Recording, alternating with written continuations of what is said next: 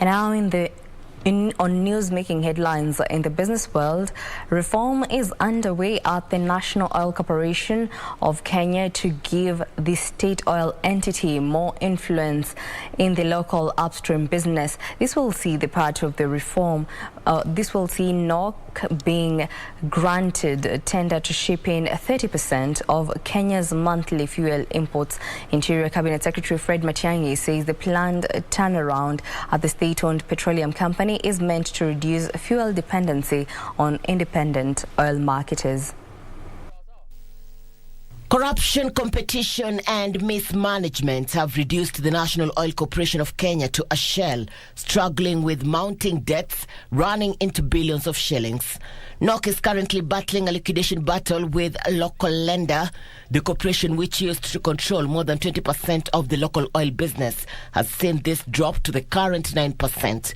Interior Cabinet Secretary Dr. Fred Matiang'i says the proposed law aims at giving NOCK exclusive rights to import a third of all fuel products into the country. If we had a vibrant and effective working National Oil Corporation, they would be supplying fuel and selling fuel at a lower price, and the cartels will not be able to exact the impact that they were exacting on us, to the extent that as government we have to resort to tough action to bring them to line.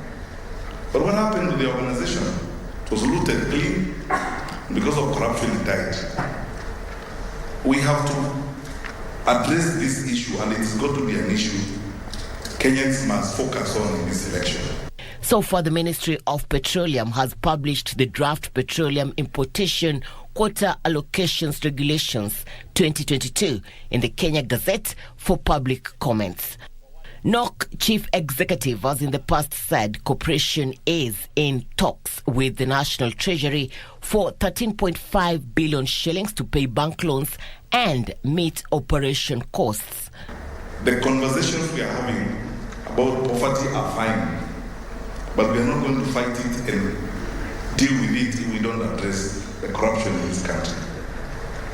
Those of us in the public sector need to be very honest and candid and tell you the challenges we've faced over the years.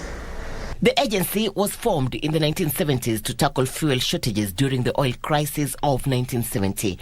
Matiang'i says corruption and oil hoarding by oil marketers are to blame for the current fuel shortage gripping the country. Irene Mchuma Odim,